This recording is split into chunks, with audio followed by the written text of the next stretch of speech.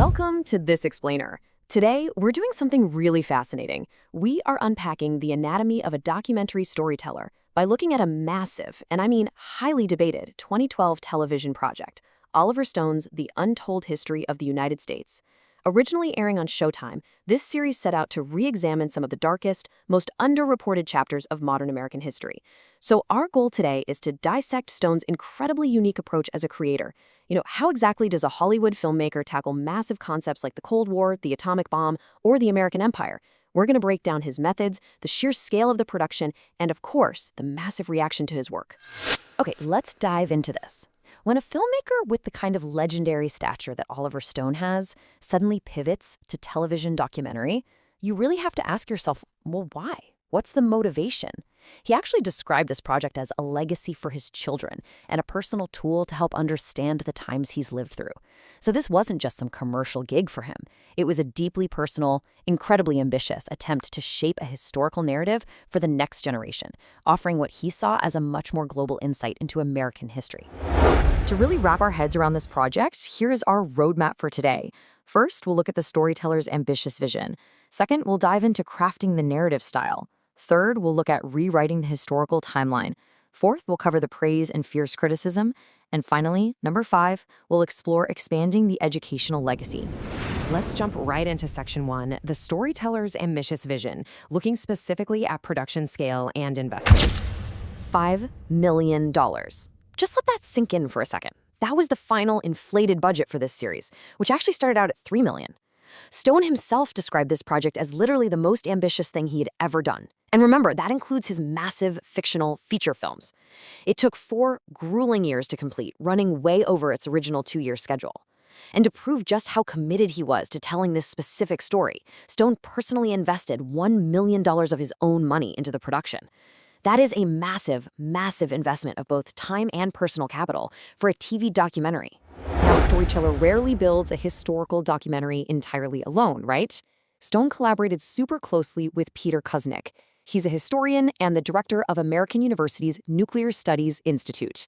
What's really fascinating here is that the project originally had the working title, Oliver Stone's Secret History of America. But Kuznick actually pushed back and rejected the word secret. Why? Well, he pointed out that the series was drawing on the best recent, already existing scholarship. Many of these supposed secrets were actually hiding right in plain sight, literally on the front pages of newspapers like the New York Times.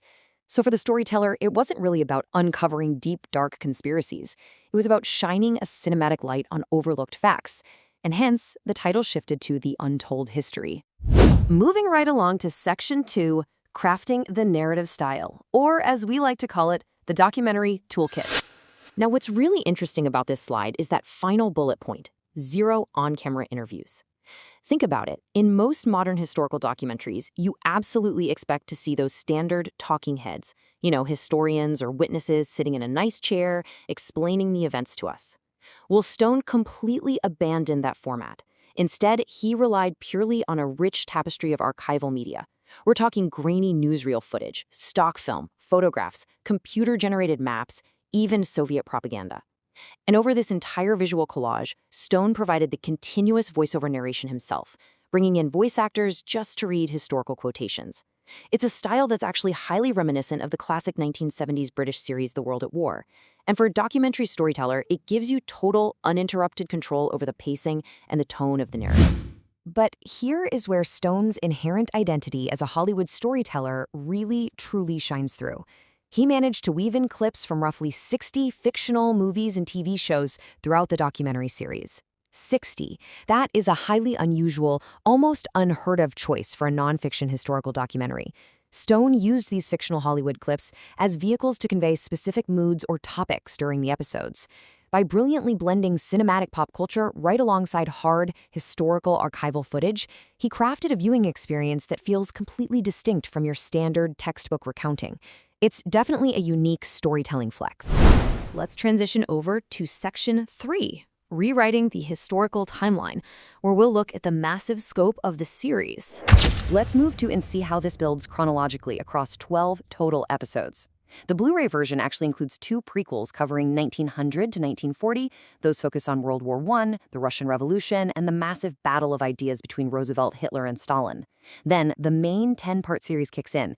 It heavily scrutinizes the mid-century, World War II, Truman's very controversial decision to drop the atomic bomb, and a really detailed month-by-month look at the origins of the Cold War. From there, it just marches straight through the 50s, the JFK assassination, Vietnam, the Reagan-Gorbachev relationship, all the way through the Bush and Clinton years, finally ending in the 2000 to 2012 era with a focus on the Age of Terror and the Obama administration. It is an absolutely sweeping, panoramic view of the American century. Naturally, when you cover an entire century of history through one very specific lens, questions of accuracy are going to pop up. Stone fiercely defended the factual integrity of his project. He stated super clearly that the series was vetted by corporate fact-checkers, by their own researchers, and by Showtime's internal teams. Now, he fully acknowledged that his interpretation might differ pretty wildly from orthodox historical narratives, but he absolutely insisted the underlying facts were solid. He was totally upfront that this was a crafted, alternative perspective on established events. Which brings us to Section 4, Praise and Fierce Criticism, exploring the deeply divided audience response. The reaction to this series was incredibly polarized. I mean, people were completely split. On the praise side of things, journalist Glenn Greenwald highly recommended the series, calling it both riveting and provocative. Even former Soviet President Mikhail Gorbachev weighed in, calling Stone's perspective indispensable if America wants to partner with other nations for a safer future, rather than just acting as a global policeman. But on the flip side, the criticism was fierce. Historian Ronald Radosh from the conservative Hudson Institute absolutely slammed it. He called it mendacious Cold War revisionism, even comparing it to a mindless recycling of Stalin's propaganda. Journalist Michael C. Moynihan also heavily criticized the series, arguing it drew a false moral equivalence between the brutal reality of the Soviet Union and the flawed policies of the U.S. He even called the title itself misleading, saying nothing in it was truly untold. And this brilliantly illustrates the sheer intensity of the blowback from the academic community as well. Princeton University history professor Sean Wilentz argued that the interpretations presented were really just recycled revisionist histories from the last 50 years.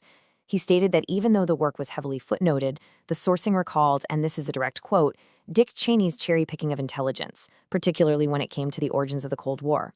Wilentz ultimately concluded that the project was less a serious work of history and more of a skewed political document.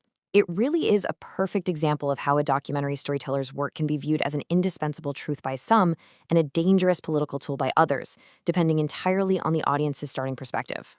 And that takes us to our final stop. Section 5, Expanding the Educational Legacy, moving way beyond the television screen. The multimedia expansion for this project was just massive.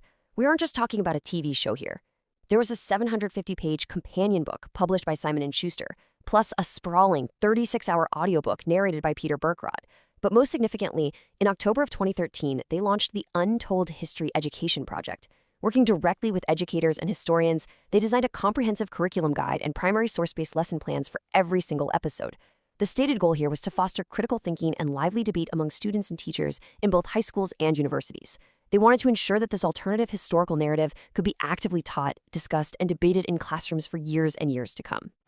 So, as we wrap up this explainer on the anatomy of this massive documentary project, we really have to pause and ask ourselves a question. Looking at Oliver Stone's immense personal investment, his totally unique cinematic toolkit, and the incredibly divided reception of his work, who actually gets to tell the story of history? And when you stop and consider the millions of facts, biases, and perspectives floating out there, is any history ever truly, fully told? It's something that challenges us to reflect on the immense power dynamic between our media, the documentary storytellers who craft it, and the elusive concept of objective truth.